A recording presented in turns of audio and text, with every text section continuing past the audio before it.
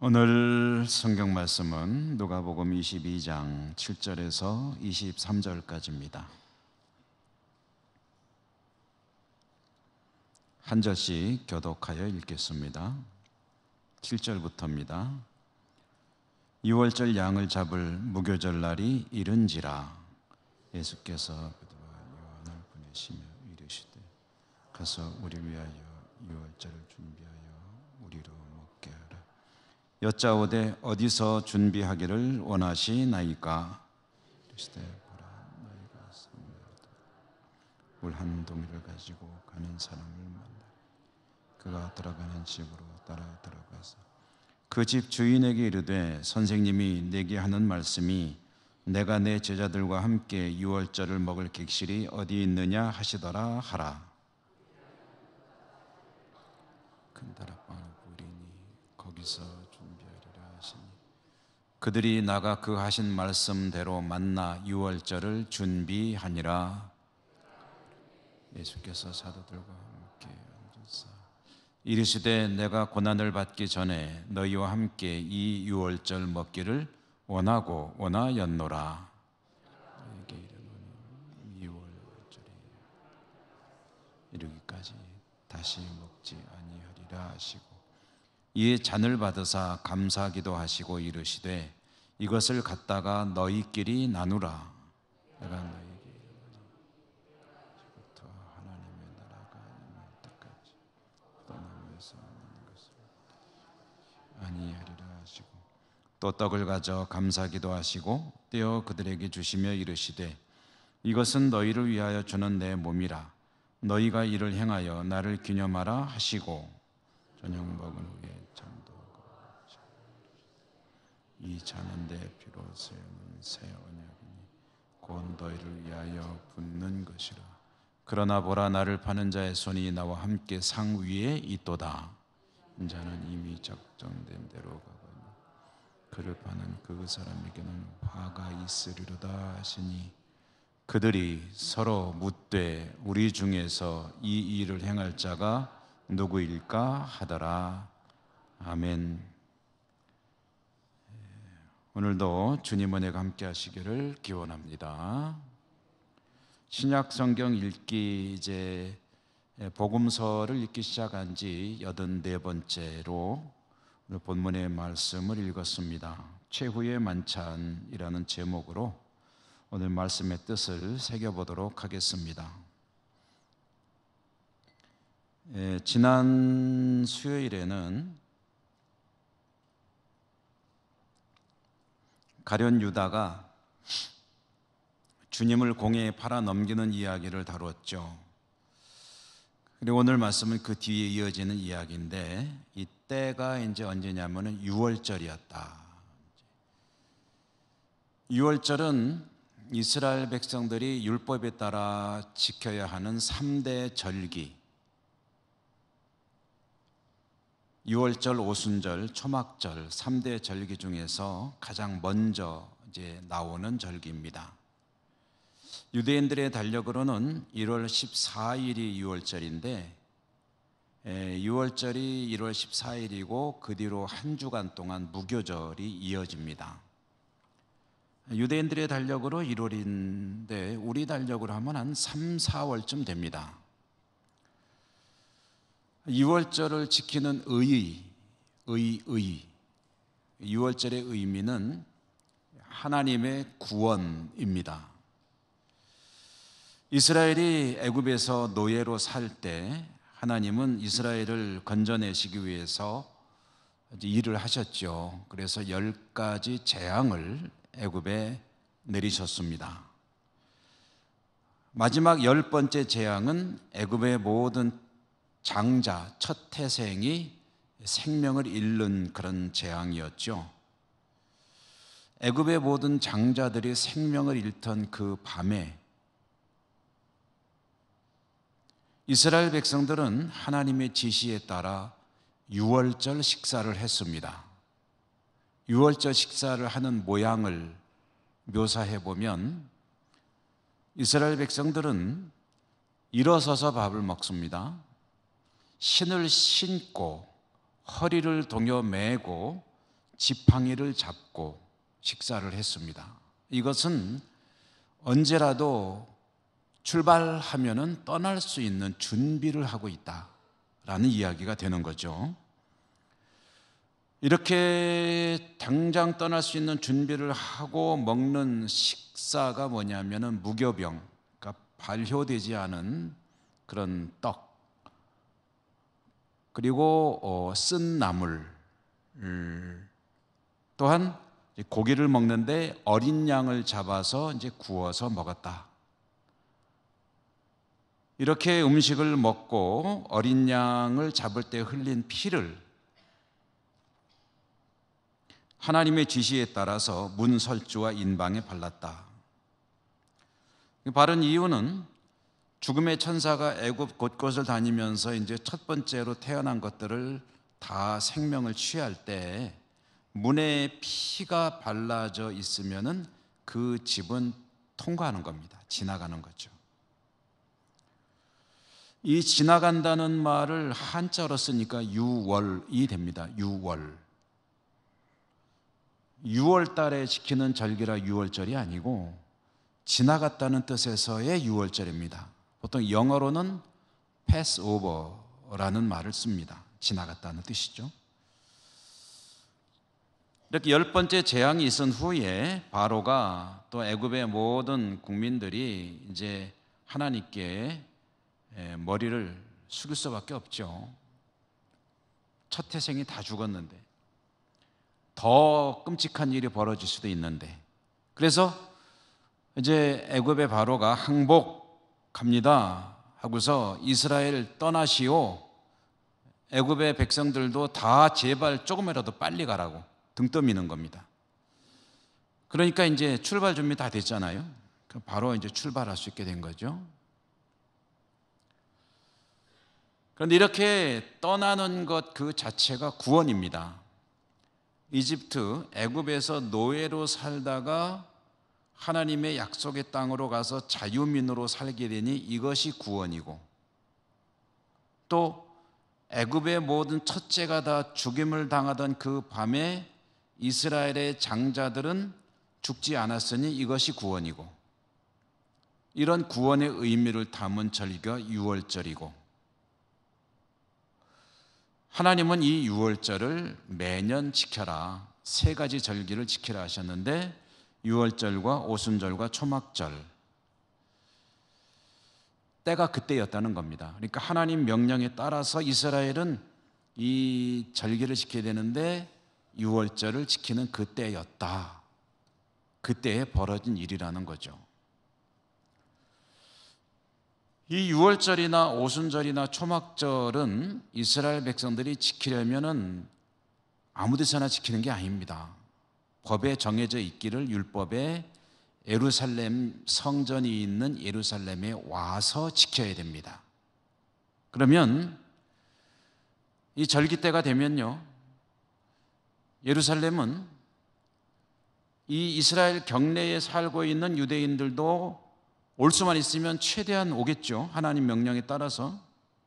그리고 이스라엘 경내에 있는 사람들뿐 아니라 해외에 살고 있는 유대인들도 이때가 되면은 올 수만 있으면 최대한 몰려오는 겁니다.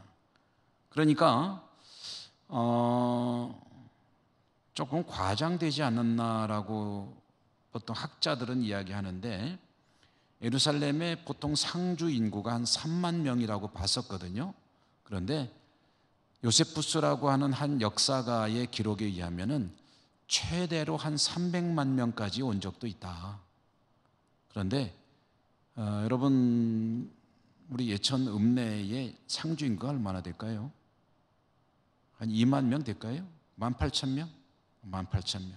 이 18,000명이 사는 예천 읍내에 100배면은 몇 명인가요?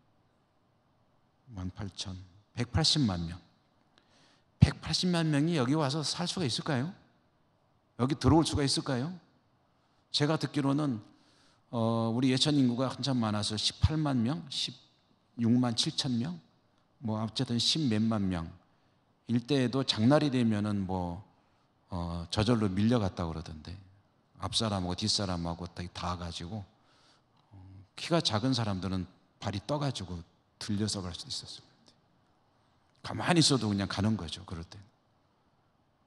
그러니까 이건 좀 과장이 있다라고 이제 생각을 합니다. 어쨌든 무슨 얘기냐면 이 절기가 되면은 전 세계 수많은 유대인들이 몰려와서 그렇게 크지 않은 예루살렘 성이 그냥 터져나갈 정도로 사람이 북적거리고 있었다. 이 얘기는 무슨 얘기냐면 어마어마한 사람들이 몰려와 있고 지금 대제사장 무리 공회원들은 예수라고 하는 나사렛 선지자를 어떻게든 제거해야 되겠는데 지금은 조금 참고 기다리자. 왜냐하면은 이 유대인들 자기 동족들이잖아요. 이 사람들이 너무 많이 와가지고 자칫하면은 이 사람들이 밀란이 일어날지 모르겠다.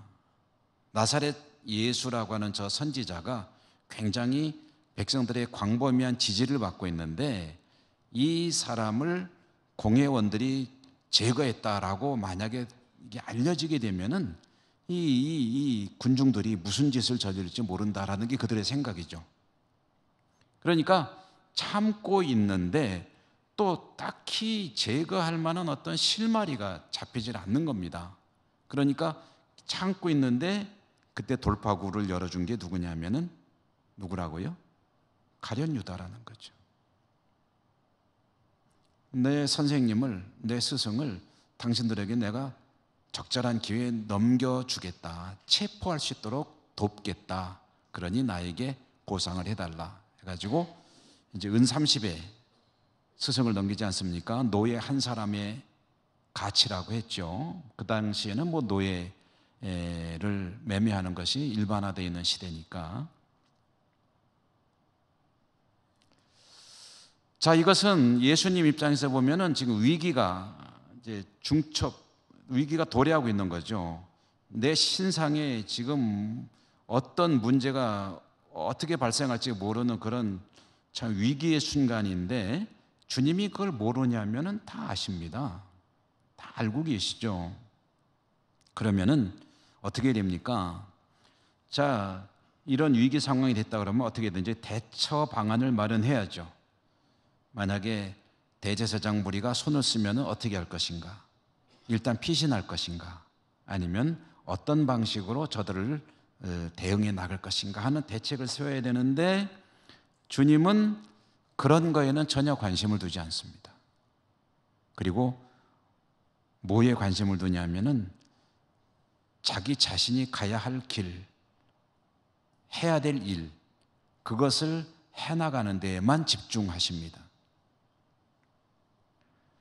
그래서 오늘 우리가 받은 이 말씀에 보면은 주님은 뭐에 지금 공을 들이고 계시냐면은요, 제자들과 마지막 식사, 우리가 흔히 최후의 만찬이라고 부르는 유월절 식사를 하기 위해서 굉장히 공을 들이고 있다 하는 것을 알 수가 있습니다.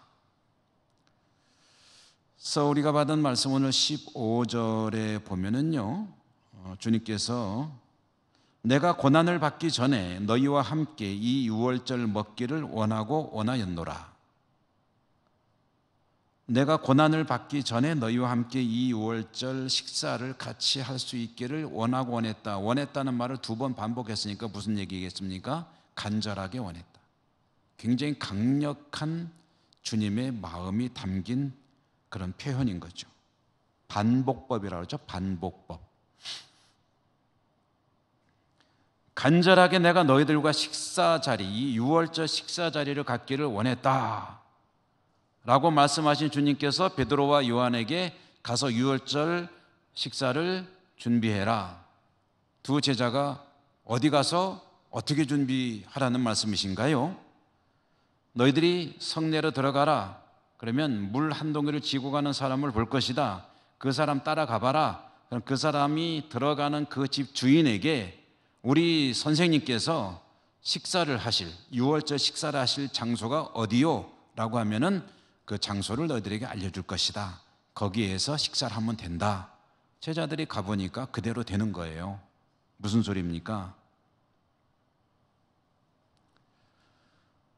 주님께서 다 준비를 해 놓으셨다는 거죠. 다 미리 다 준비해 놓으셨다. 제자들이 가보니까 아주 규모가 커다란 다락방이었습니다.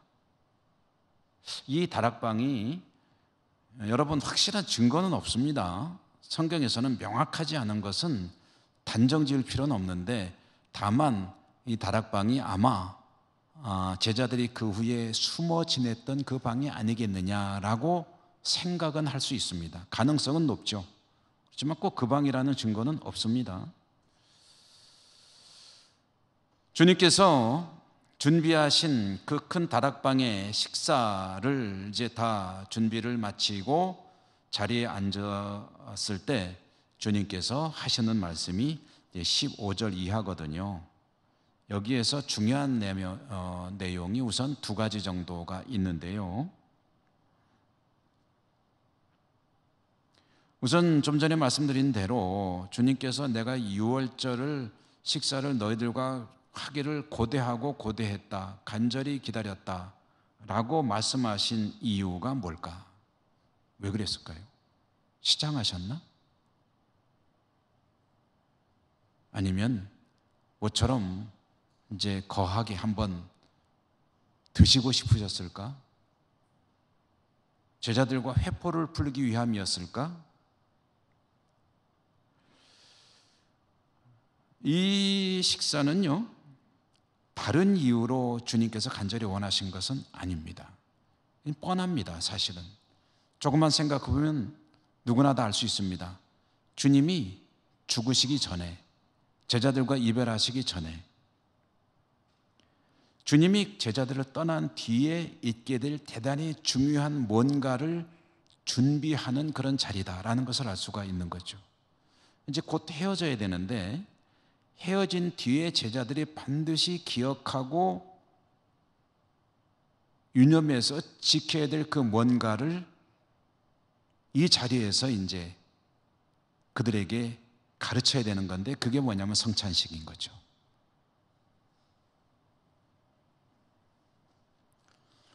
그리고 이어지는 말씀에 보면은 주님께서 이렇게 말씀을 하셔요. 16절에 보면 이 유월절이 하나님의 나라에서 이루기까지 다시 먹지 아니하리라.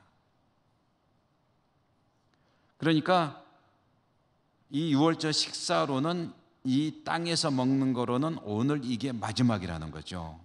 그럼 그 다음 식사는 어디서 한다는 얘기입니까? 앞으로는 이 땅에서는 유월절 식사는 없다라는 이야기는 완성되는 하나님의 나라에서 유월절 식사를 너희들과 함께 할 때까지는 이제 유월절 식사는 없다. 나하고 너희들의 식사는 없다.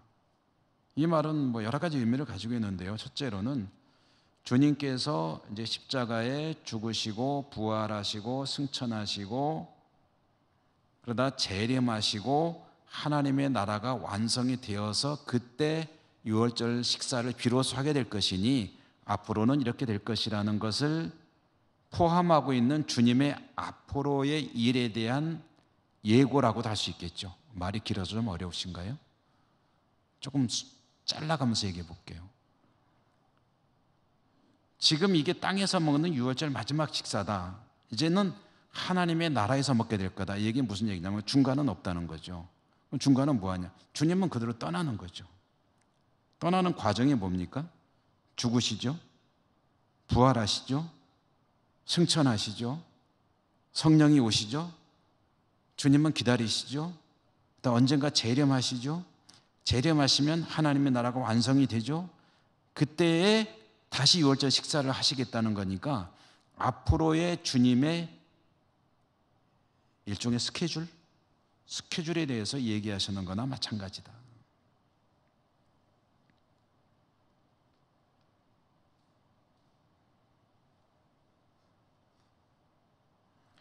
그리고 유월절 식사라는 것은 이제는 성찬식으로 대체가 된다는 이야기를 하시는 거죠. 성찬으로 대체됩니다. 주님을 믿는 이들은 우리가 유월절 식사 하지 않잖아요. 그러나 성찬은 1년에 몇 차례씩 받고 가급적 많이 받는 것을 지향하는 교회들도 있고 최소한도 1년에 두세 차례씩은 하지 않습니까?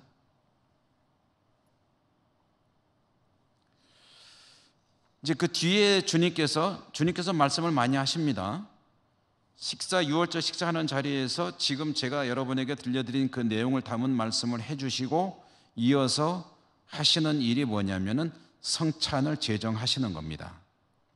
그래서 그것이 19절, 20절인데 19절에 보면은 떡을 들어 감사 기도하시고 떼어서 그들에게 주시며 하시는 말씀이 뭐냐 하면 이것은 너희를 위하여 주는 내 몸이라 이를 행하여 나를 기념하라. 그래서 우리가 성찬을 할 때마다 이 말씀을 이제 다시 되새기면서 떡을 나누지 않습니까?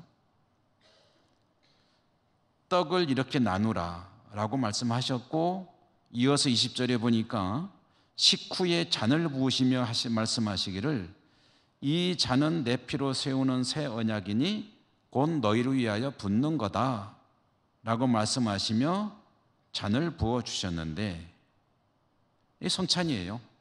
이렇게 하라고 하신 거예요. 그래서 하는 겁니다. 주님의 명령에 따라 하는 거예요.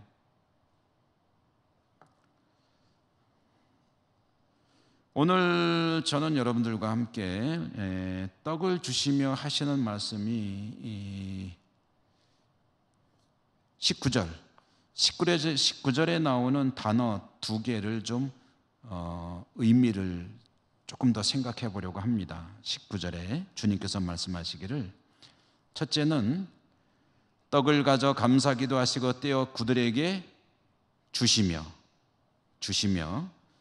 이르시되 이것은 너희를 위하여 주시며 주는 준다 기브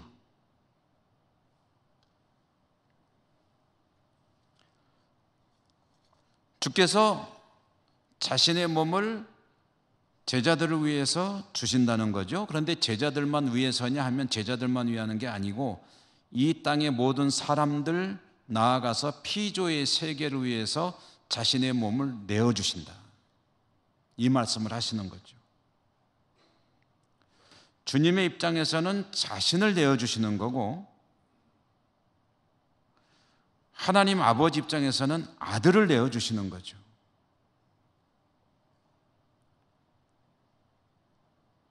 주님은 자신을 내어주지만 가룟 유다라고 하는 제자는 자신의 욕망을 위해서 공회에다가 주님을 넘겨 주었습니다.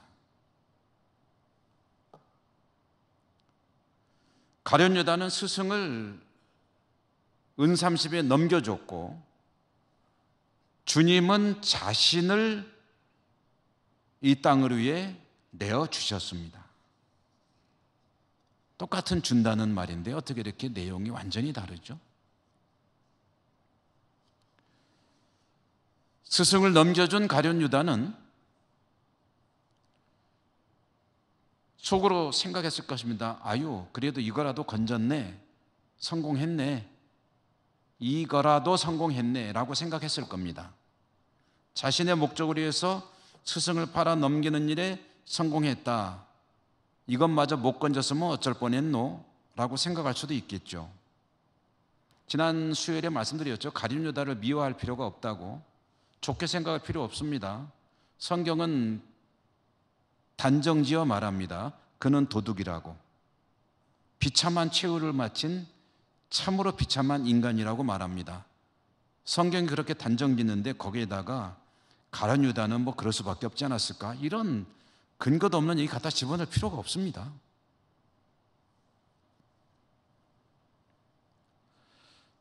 그런데 이 얘기입니다. 가룟 유다가 주님을 공회에다가 넘겨주었는데 그러면 가룟 유다가 팔았기 때문에 주님이 넘겨진 거냐 라는 이야기입니다. 이런 질문이죠. 여러분 어떻게 생각하십니까? 가룟 유다가 팔았기 때문에 주님이 공회에 넘겨지고 십자가에 죽으시고 그렇게 된 것이냐, 만약 안 팔았다면 어떻게 됐을까? 가룟 유다가 거기에서 뭔가 안 좋은 일이지만 쓰여진 것은 맞는다고 할 수도 있겠죠. 중요한 것은 가룟 유다가 팔았기 때문에 주님이 죽으시는 게 아니고 이것은 하나님 아버지께서 예정하신 구원의 역사입니다. 하나의 그 흐름이죠. 과정입니다. 하나님은 아들을 넘기시는 것이고 주님은 자신을 넘기시는 겁니다. 그러니까 여러분, 여기서 우리가 어떤 생각을 할 수 있게 되냐면, 사람들이 자신이 무슨 일을 함에 있어서 그 일이 성공적으로 이루어졌다고 생각할 때에 그 일을 자기가 이뤘다고 생각하지 않아야 한다는 겁니다. 여러분, 무엇이든지 계획은 내가 하죠. 그리고 열심히 노력하죠. 거기에 전력 두고 하죠. 그래서 이루었다고 하십시다. 내가 이룬 겁니까? 아닙니다. 착각하면 안 됩니다. 하나님이 이루시는 겁니다. 하나님이 이루시는 거예요. 거기에서 내가 하나님께 이루어가는 과정에서 뭔가를 쓰임 받았을 뿐이지 일을 이루시는 분은 하나님이시다. 그러면은 그것을 인정하고 믿게 되면은요, 하나님께 영광 올리게 되고 스스로 교만해지지 않게 됩니다. 요셉 이야기 한번 볼까요? 요셉이 애굽으로 팔려갔죠.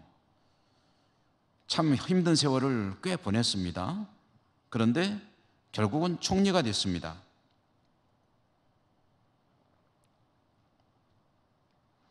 나중에 그를 그렇게 힘든 시간 속으로 몰아넣었던 형들이 자신의 앞에 와서 머리를 숙였습니다. 이제는 하려고 마음만 먹이면 이 사람들을 다 징계할 수 있습니다. 생명도 취할 수 있어요. 그런데 요셉이 나중에 깨닫고 나서 하는 말, 그 내용이 무엇입니까? 형들이 나를 팔아서 내가 애굽으로 와서 그 힘든 시기를 보내긴 했지만 내가 애굽으로 오게 된 것은 형들이 나를 팔았기 때문이 아니다.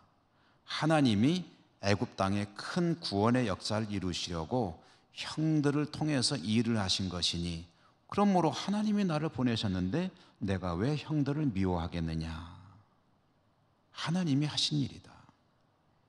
여러분, 이게 굉장히 중요한 믿음입니다. 물론 그렇다고 해서 손 놓고 감나무 밑에서 감 떨어지기를 기다리며 입 벌리고 있으라는 이야기는 아니죠. 사람은 최선을 다해야 되죠. 그렇지만 이루시는 분이 하나님이라는 것은 절대 잊지 않아야 됩니다. 19절 말씀에 또 한 가지 단어, 준다는 말과 함께 또 한 가지 단어는 기념하라는 말씀입니다. 기념하라. 기념하라는 무슨 뜻인가요? 기념하라. 잊지 말라는 거죠. 잊지 않기 위해서 반복해서 이 일을 행하라는 뜻도 있습니다. 목적은 기억하라입니다. 기억하라. 잊는다는 것, 망각. 잊는다는 것은 참 고마운 일입니다. 그렇죠? 잊어야 될 것들이 있잖아요. 슬픈 일, 아픈 일, 고통스러운 일. 잊지 않으면 사람이 어떻게 삽니까? 시간이 약이라는 말은 그래서 쓰는 말 아니겠습니까? 시간이 지나면 조금씩 잊어갈 수 있고 그 슬픔을, 그 아픔을, 그 고통을, 그리고 또 새로운 어떤 삶의 이유들을 찾아낼 수 있지 않느냐. 잊는다는 것은 사실 굉장히 중요하고 고마운 일입니다. 그런데 역으로 두려운 일 중에 하나이기도 하죠. 잊는다는 것. 여러분, 100세 시대가 되면서 사람들이 나이가 들어가면서 가장 두려워하는 질병이 뭡니까? 잊어버리는 병이잖아요. 잊어버리는 병. 사실 아픈 것보다 더 두렵잖아요.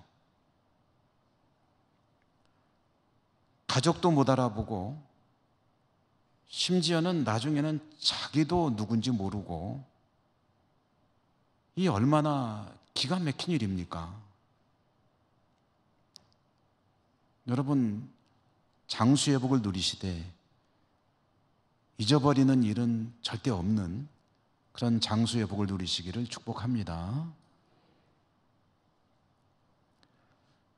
그런데 이와 같이 가족도 못 알아보고 자기 자신도 잊어버리고 내가 누구지? 이렇게 되는 것보다 더 사실은 치명적인 게 있습니다. 그것은 주님을 잊어버리는 겁니다.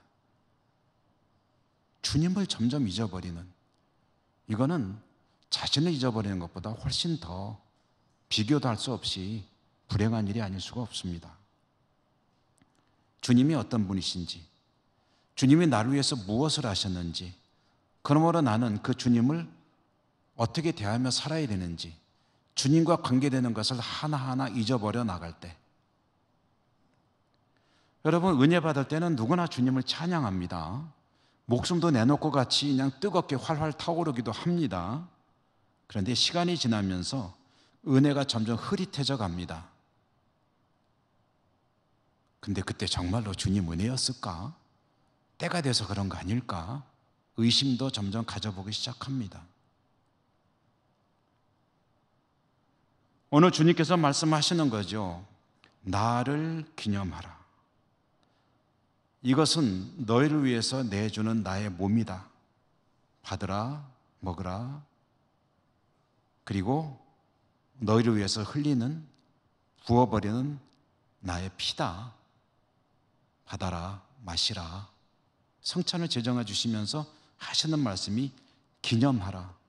잊지 말라는 겁니다. 잊어서는 안 되는 거니까.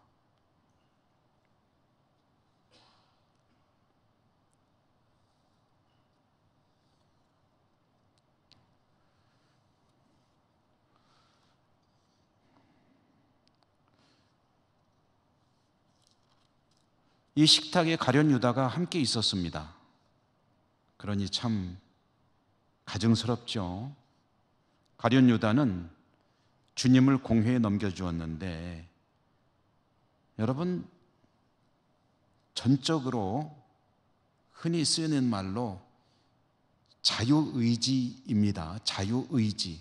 누가 강요하거나 누가 유혹하거나 누가 어쩔 수 없는 상황이 되었기 때문에, 그래서 그런 거 아닙니다. 혹시 그런 일이 있더라도 결정한 것은 순전히 자신의 선택에 의한 겁니다. 자유의지로.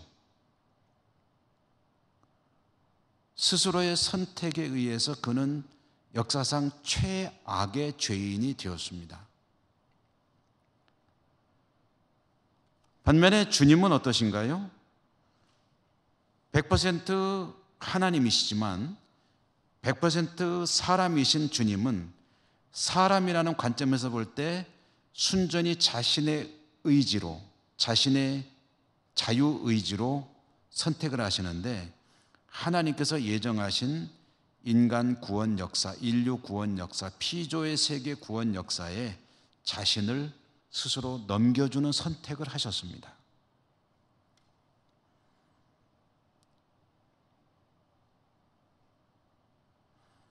그리고 자신의 의지로 이렇게 하나님의 뜻에 따라 스스로를 내어주는 선택을 하셨을 때, 하나님은 그 주님을 지극히 높여